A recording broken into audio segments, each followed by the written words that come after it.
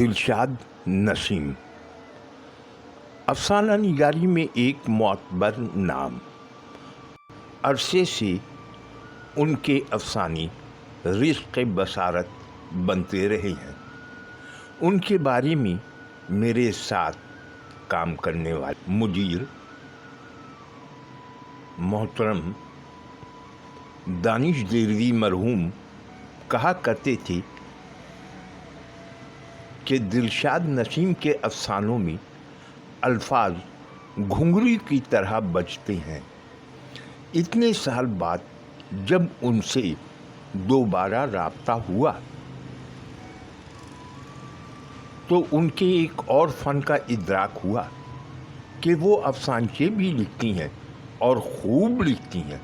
तो आइए उनका पहला अफसानचा सुनते हैं।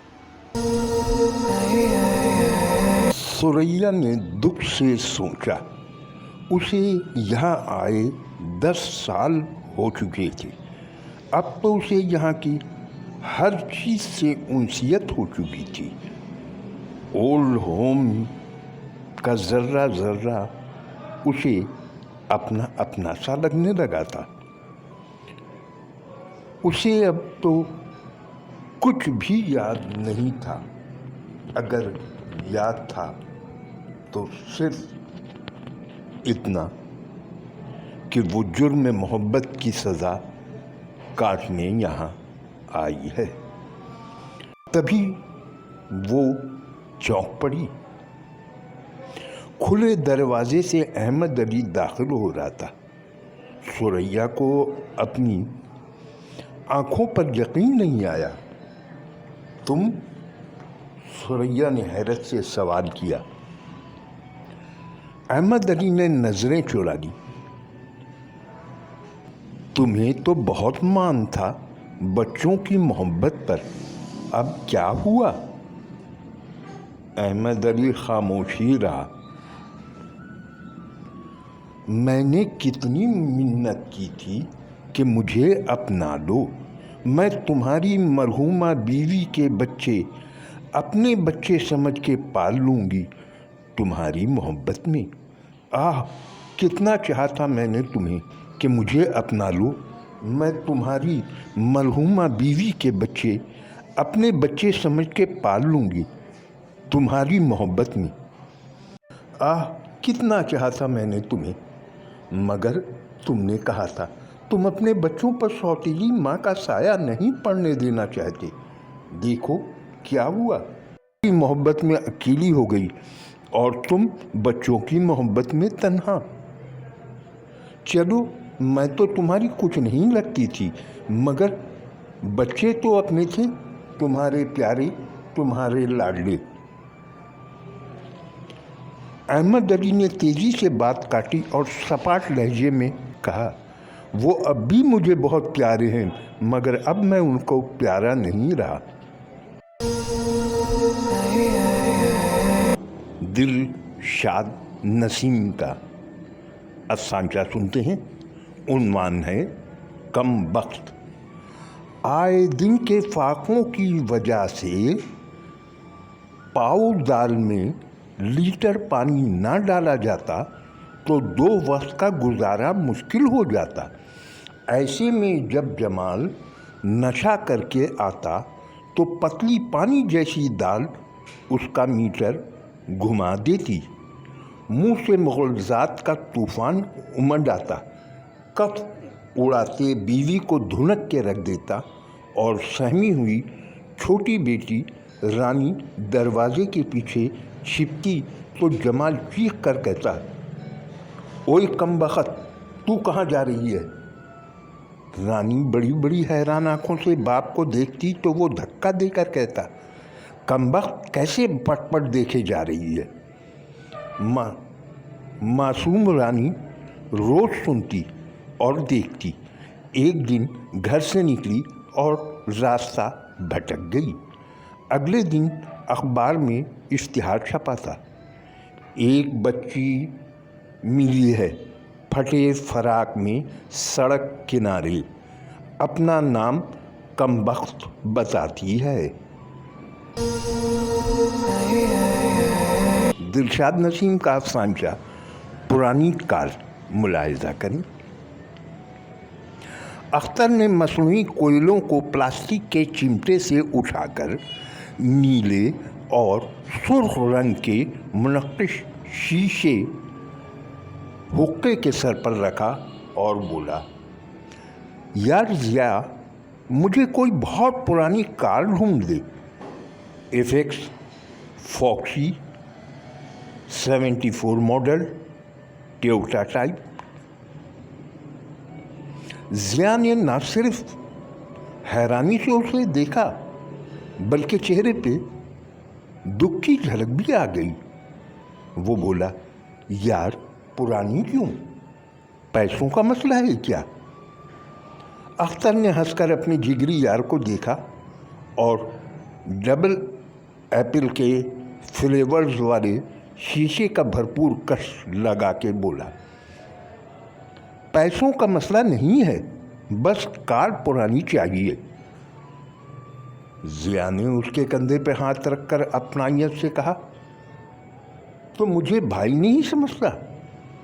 यार 4-5 लाख तो मैं अपने दोस्त के सर से वार के फेंक दूं।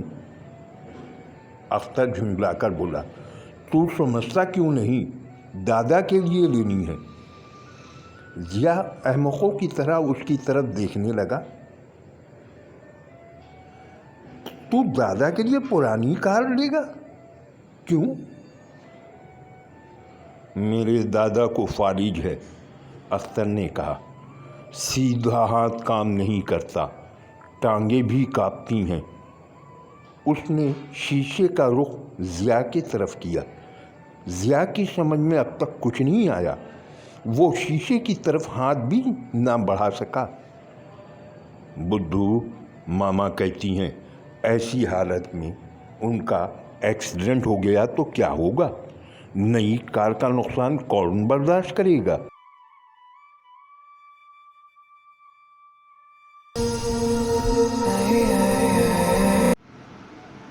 दोस्तों, अगला अफसानचा सुनाने के पहले आपके इल्म में एक बात लाना चाहता हूँ।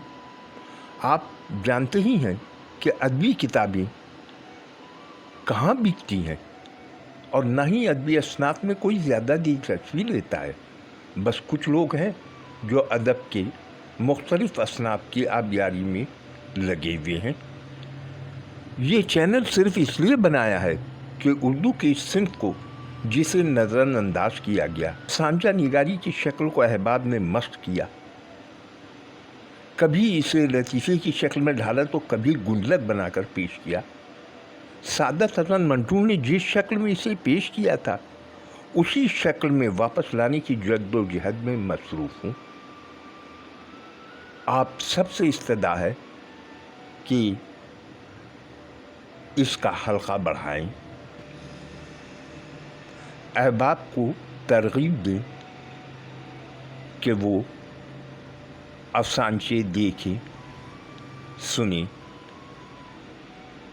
अगर लिखने के ख्वाहिशमंद हैं तो वो ईमेल कर दें। उम्मीद है आप सबका साथ कायम रहेगा। अब चलते हैं अगले अफसानचे की तरफ। और आखिर में मैं अपना ही एक अफसानचा सुना रहा हूँ। उन्वान है चांद पर थूक। 9/11 के बाद हालात यकसर तब्दील हो गए थे। वही दोस्त अहबाब जो हम वक्त दोस्ती का दम भरते थे, यकायक दुश्मन की नज़र से देखने लगे थे। मौका मिलते ही तंज का तीर बरसा देते थे।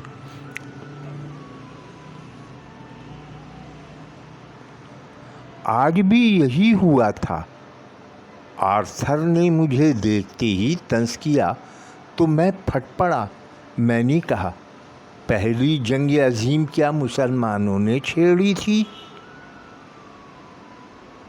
पहली जंग अजीम क्या मुसलमानों ने छेड़ी थी? दूसरी जंग अजीम मुसलमानों की वजह से छिड़ी थी। 20,000 एबॉर्जियन को ऑस्ट्रेलिया में मुसलमानों ने कत्ल किया था। हिरोशिमा और नागासाकी पर एटम बम मुसलमानों ने गिराया था। 100 मिलियन रेड इंडियन को नॉर्थ अमेरिका में मुसलमानों ने तहस किया था। 20 मिलियन रेड इंडियन को साउथ अमेरिका में मुसलमानों ने जिंदा जलाया था। 180 मिलियन अफ्रीकन को मुसलमानों ने ग़ुलामी के लिए कैद करके अमेरिका और दीगर ममालिक में फ़रोख्त किया था।